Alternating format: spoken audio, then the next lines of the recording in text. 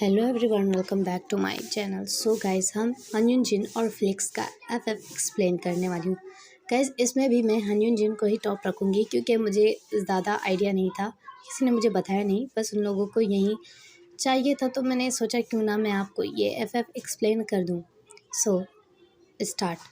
इसमें हमें फिलिक्स को दिखाया जाता है जो बहुत ज़्यादा यंग ओमेगा है, बहुत ब्यूटीफुल, और वो बहुत ज़्यादा परेशान होकर कहीं भाग रहा था। अचानक ही फिलिक्स रुक गया और उसने बहुत ज़्यादा गहरी सांसें ली। ऐसा लग रहा था वो किसी चीज़ से डरकर बहुत तेज़ भागा हो और वो जाकर कहीं रुक जाता है। अब हमें दिखाया जाता है एक दूसरे पर्सन को जिसने कहा, ओ माय डियर, तुम ऐसा क्यों कर रही हो? ऐसा बिहेव करने की ज़रूरत ही क्या है? फिलिक्स ने कहा, तुम वो नहीं हो जिसे मैंने प्यार किया है। तुम चेंज हो उससे, तुम्हारा बिहेवियर चेंज है, तुम ऐसे तो नहीं थे। और फिलिक्स डरते हुए अपने कदमों को पीछे करने लगा, मतलब वो अपने कदम पीछे बढ़ाने लगता है। यहाँ हनयुन जिन जो कि फिलिक्स के करीब आते हुए कहता है, तुम्हें मुझसे डरने की कोई ज़रूरत नहीं, मैं तुम्हारा अल्फा हूँ। फिलिक्स ने कहा, नहीं, तुम वो हो ही नहीं, तुम नहीं हो वो, तुम बस उसके जैसे दिखते हो, तुम वो नहीं हो। आखिर फिलिक्स ऐसा क्यों कह रहा है हनयुन जिन को?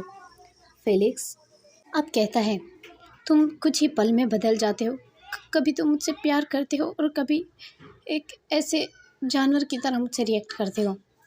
तो तो तुम वो नहीं हो जिससे मैंने प्यार किया है, वो ऐसा नहीं है, वो मेरी केयर करता है। अब फेलिक्स उसके सामने पड़ा हुआ रॉड उठाता है जो कि एक लोहे का स्टिक टाइप होता है। वो रॉड वो उठाते हुए कहता है, क्या तुम मेरे साथ जाने के लिए तैयार नहीं हो? क्या तुम मुझे मजबूर करोगी कि मैं तुम पे? लेकिन फिलिक्स वहीं पर डर कर बैठ गया और कहा, नहीं, मैं चलने के लिए रेडी हूँ, मुझे चोट मत पहुँचाना, मुझे चोट मत पहुँचाना। हनयुन जिन अचानक ही उस रोड को फेंक देता है और जल्दी से फिलिक्स के पास आता है और कहता है, क्या हुआ? तुम इतनी क्यों डरी हुई हो? तुम ठीक तो हो ना? फिलिक्स उसकी तरफ शॉकिंगली देखता है और हनयुन जिन कहता है, क्या हुआ? तुम ठीक तो हो ना फिलिक्स? क्या हुआ तुम्हें? अब हनयुन जिन जो कि फिलिक्स को हक कर लेता है और कहता है, तुम्हें इतना पसीना क्यों आ रहा है? तुम इतनी वेट क्यों हो? तुम्हारी सांस भी फूली हुई है, तुम ठीक तो हो ना? आओ चलते हैं, चलो बैठो, पानी पियो। वो उसे घर ले आया और पानी पिलाया। फिलिक्स बहुत ज़्यादा कांप रहा था, उसके लिप्स के कॉर्नर से ब्लड भी निकल रहा था। हनयुन जिन ने उसे साफ किया और कहा, माय ओमेगा, तुम्हें क्या हुआ है? आखिर किसने ये सब किया? तुम्हें चोट किसने पहुंचाई?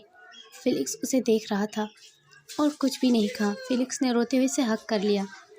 फिलिक्स ने कहा, ये तुम हो ना? तुम मुझे चोट तो नहीं पहुंचाओगे?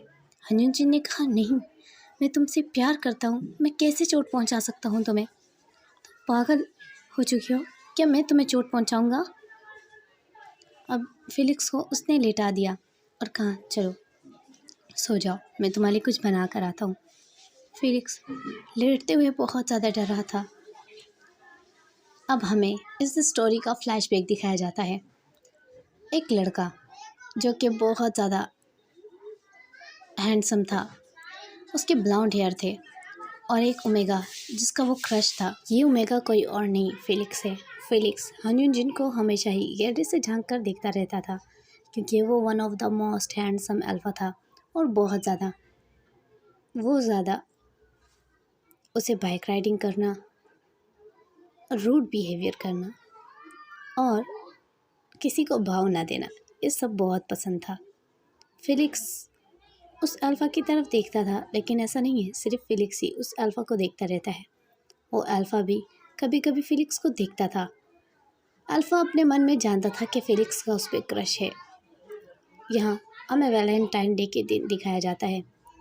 फिलिक्स जो कि बहुत ज़्यादा हैप्पी है, उसके हाथों में रोज़ था और चॉकलेट, लेकिन सडनली ही उसके सामने एक बाइक आकर रुकी जिसने उसके हाथों से रोज़ छीना, चॉकलेट छीनी और फेंक दी और कहा, ये किसके लिए? फिलिक्स घबरा गया उसे देखकर। ये कोई और नहीं, उसका अल्फ़ा क्रश है। उसने फिलिक्स के हाथों को पकड़ा, अपनी बाइक पर बिठा दिया। फिलिक्स हैरान था, ये हो रहा क्या है उसके साथ, उसे तो इतना भी नहीं पता। अब हनयुन जिन ने फिलिक्स के हाथों को टाइटली पकड़ा और उसको हक करवा दी, यानी कि फिलिक्स के हाथों को अपने पेट पर रखा। और फिलिक्स ने भी अचानक बाइक को जब फील किया कि बाइक चल रही है, तो फिलिक्स ने भी हनयुन जिन को पकड़ लिया। फिलिक्स ने घबराते हुए पूछा कि क्या हुआ है, सब ठीक तो है? फिलिक्स की तरफ हनयुन जिन ने देखा भी नहीं और वो गुस्से में था। अचानक उसने बाइक रोक दी एक सुनसान जगह पर और ज़ोर से फिलिक्स को, साथ ही बहुत सारी शॉप्स थी जो कि बंद थी, उसके शटर पे बहुत बुरी तरीके से मारा और उसके दोनों हाथों को पकड़ लिया और कहा, ये फ्लावर और चॉकलेट्स किसके लिए थी? क्या तुम किसी और को डेट करोगी? तुम्हें इतनी हिम्मत आ जाएगी? फिलिक्स ने उसकी तरफ देखा।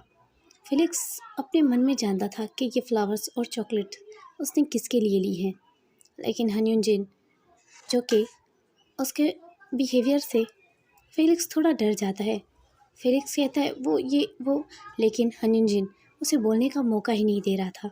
हनयुन जिन ने उसकी नेक से टाइटली पकड़ा और कहा, एक बात भूलना मत, तुम्हें मैंने जब देखा तब से तुम मुझे पसंद हो और मेरा दिल आ चुका है तुम पर।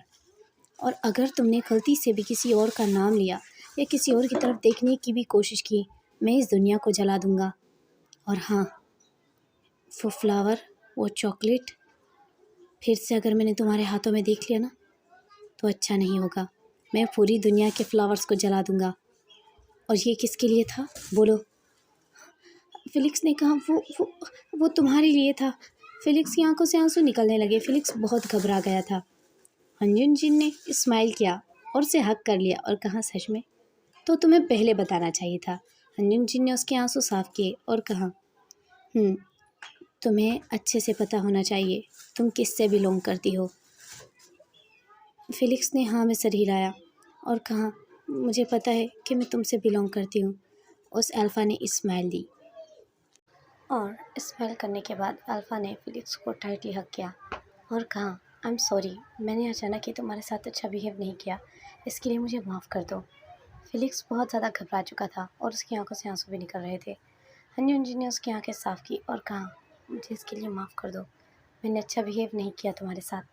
फिलिक्स ने कहा, कोई बात नहीं, मैं समझ सकता हूँ, तुम घबरा गए थे।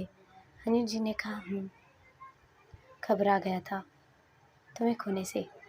ऐसा कहने के बाद फिलिक्स, जो कि अपने हाथों को हनयुन जिन से छुड़ा लेता है और हनयुन जिन भी उसका हाथ छोड़ देता है और कहता है, माफ़ करना, मैंने इसे बहुत ज़्यादा टाइटली पकड़ा, तुम्हारी रिस्ट पर लाल निशान बन चुका है।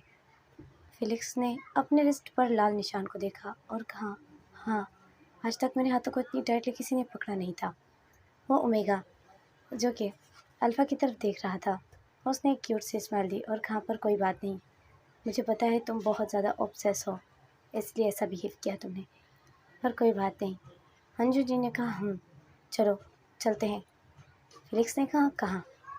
हनयुन जी ने कहा, मैंने तुम्हारे रोज़ और चॉकलेट्स फेंक दी थी ना, तो मुझे उसके बदले तुम्हें कुछ देना चाहिए। फिलिक्स ने कहा, पर हम कहाँ जा रहे हैं?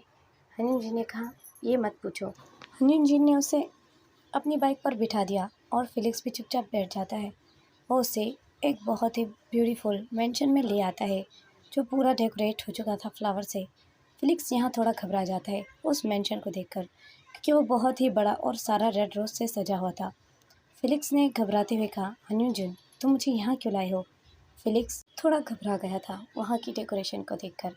हनयुन जिन ने उसका हाथ पकड़ा और कहा, चलो। फिलिक्स ने कहा, पर हम कहाँ जा रहे हैं?